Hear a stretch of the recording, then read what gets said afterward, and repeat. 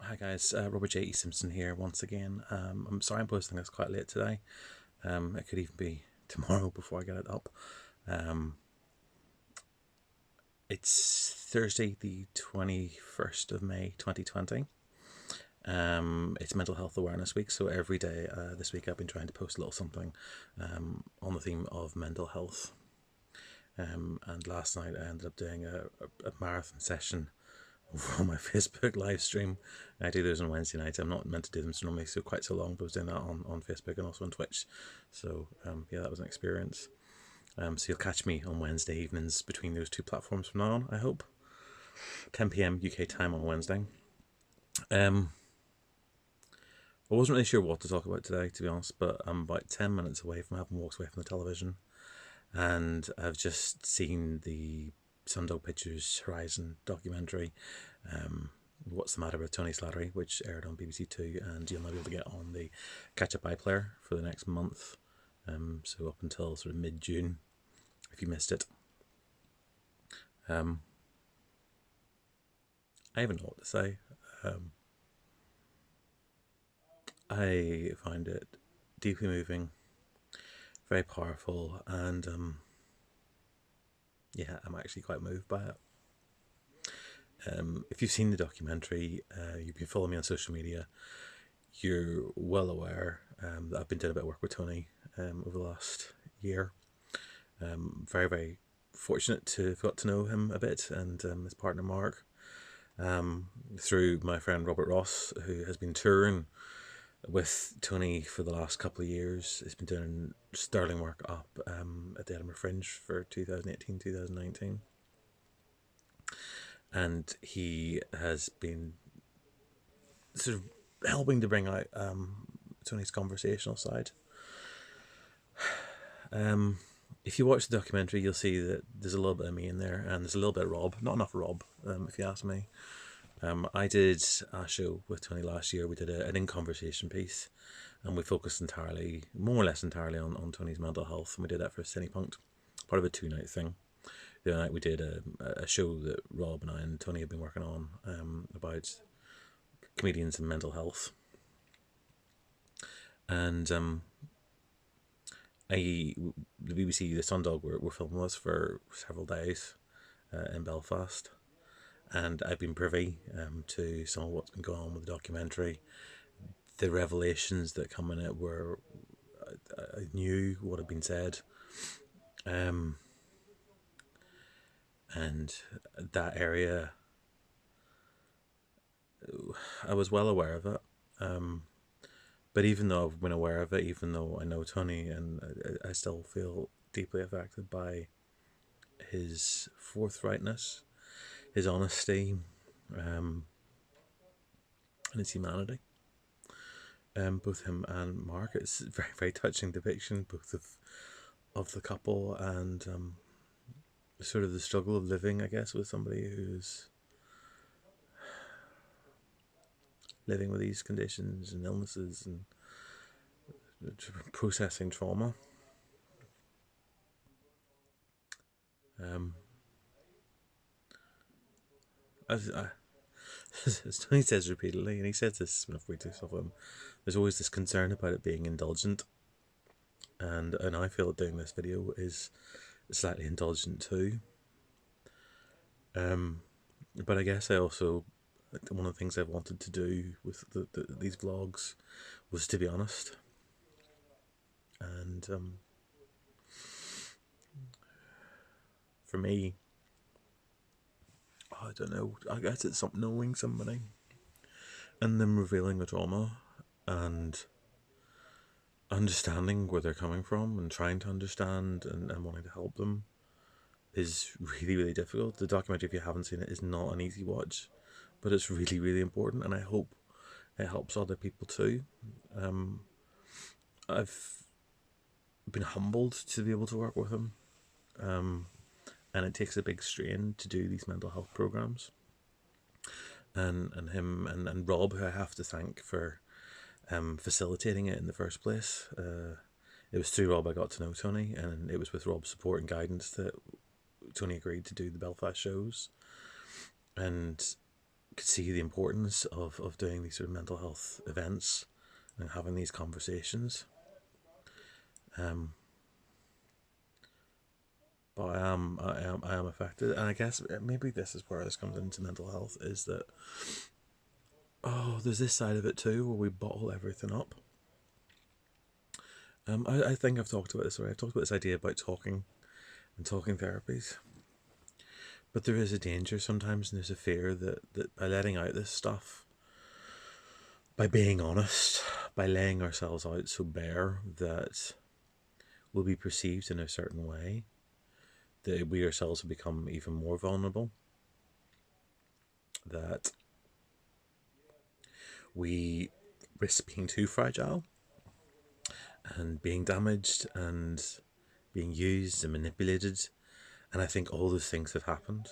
I think anybody who's lived with an addiction or is susceptible to mental health issues can often leave themselves in a position of real vulnerability. And I can't help but empathise with some of Tony's experiences on either side. Whilst I haven't had the addictions to alcohol or drugs that he's went through, I have known people very close to me who have had similar problems and been affected by them. I have my own mental health issues, so I guess I sort of empathise with that a little bit. And the being, I think there's an element of I mean, such vulnerability comes across when he talks, and if you ever get the chance to meet him and actually have a conversation with him, you can see it's very, very genuine and real, and he's very, very endearing. But sometimes, I know, sometimes it leaves us open to other influences, and I guess I can only really speak for myself, and that there have been people that have not, that have used that against me over the years, and I guess that's also the concern, is that when you are so open, that's a risk as well. But I hope that people will watch this story, will come to a better understanding of why it is that he has been the way that he is, and that people will learn to trust him and to work with him, and give him the support he needs, because it's a little thing sometimes, but it can make all the difference. And Tony's just an example of one of many, many people who lives with a condition, who's seeking an understanding, but also has got an internal. I think actually, we talked. The interview that I did with Tony that you see briefly in the documentary is now up on the Cinepunked podcast. It's www.cinepunked.com, or wherever podcast provider you want to find. You find it in there. And one of the things that we talked about was the use of language and words like struggle and battle. And he's not keen on those, and I have to say I mostly would agree. But I don't think the battle is with but it's not a battle with mental health. But I think there is a battle in trying to allow himself to understand and to accept, I guess, the things that have been an influence. I mean, that's my casual assumption that I would just pass on to everyone. I mean, I haven't talked to him at length about it, so it's there are other conversations that we've had. There's other conversations I would like to have with him, and probably not in front of an audience. It was a one-off that we did, with all specially agreed beforehand, and I knew some of the stuff that was troubling him. I knew some of the stuff that needed to be talked about, and I'd hoped that we might be able to facilitate that. And thanks to the bringing together of the different elements and the introduction of Sundog and their documentary into the proceedings, that seems to have happened for him, and I'm so pleased and so proud of him and Mark for just being so honest. And for anyone out there who's willing to talk, be proud of it. The issue is, I guess, when you've got a trauma in your life, it's a very hard thing to be open about.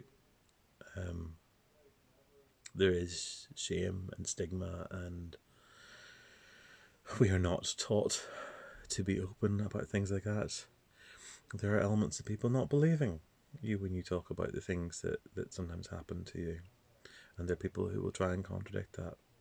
And that's really difficult as well. I know this is a bit rambly for these used to be a little bit more thought through, but I'm sort of, I'm thinking about it and I'm feeling quite emotional, and I am legitimately tearful, and I'm slightly upset by what I saw, even though none of it came as a surprise. But I think it's because I look there and I can see the pain and the anger and the frustration, and I've seen the other side to him. But I'm really proud of what they've done, and everyone it's helped to make this happen. So yeah, this is my vlog for today. This is me literally just responding to seeing somebody who I hope I can regard as a friend, laying themselves bare before the nation. And yeah, it's difficult. So yeah, if you're somebody out there who I guess is dealing with one of these things yourself, if you've got something that you're not, I don't know, it's almost like you can have these conversations. I see it every now and then with people. I've seen it with myself in the past. You go so far down the conversation and it's like this little wall around this thing, and you can't see over the wall, and you know to stop because you don't want to go through because you're scared of what's on the other side, because it is uncertain territory. And I feel that's what this is. And if you're somebody who's going through that, who's got those kind of processes, that's really hard. But there are people out there you can talk to. If you don't have money or a documentary crew behind you, yeah, okay, so you can't afford the best Harley Street psychiatrists and doctors, but there are other organisations out there, and there are people who will do it without charging you, and there are people out there that will help you, without demanding anything back. People that are not doing it for themselves but are doing it for you. And I think that's really important as well, because I think sometimes we get blinded to the people who are actually out there to help. And in the past, when I've gone through stuff, I know that people have voiced concern. Some of them have been incredibly sincere, and some of them have been insincere, and it's trying to learn the difference between the two. It's yeah, I don't know. I don't know where I'm going with this. I just wanted to post something today because I don't want to get out of the habit, and because yeah, I feel it was powerful. I don't know that I'm going to be able to watch it again in a hurry. Although I think at some point I probably will try. And it's not often I can say that about something, but I guess it's just too close. It's too close. It's scraping the surface, but it's too close. If that makes sense. I don't know. Anyway, if Tony or Mark, you happen to watch this, sorry for making a fool out of myself right now. But I think you've both done excellent work with that film. I think it's really important that people are able to reach out like that to just tell their story, and it will help people. And believe you me, it is, just to reassure Tony, it is not self-indulgent in the slightest. This is something that you need to do for yourself, and it will benefit other people. So thank you for letting people see behind the mask, I guess, behind the performance, to get a glimpse of sort of the real you, of the complicated you, of the human you. And thank you very much for I don't know, letting me in a little bit as well. Yeah, when you're a performer, you are vulnerable every time you step onto a stage, but to tell your own story on stage is something else again. So thank you. I guess the inevitable plug, because one has to do this. The full interview that you can glimpse in the documentary is available on Cinepunk Podcast. I've called it Sincerely Slattery, and it's nearly a 2 hour conversation. But it's and we've got a little technical problem with the recording at the moment, but it's well worth having a listen to. It'll give you a much better idea about what we discussed. Now Tony talks about it on stage.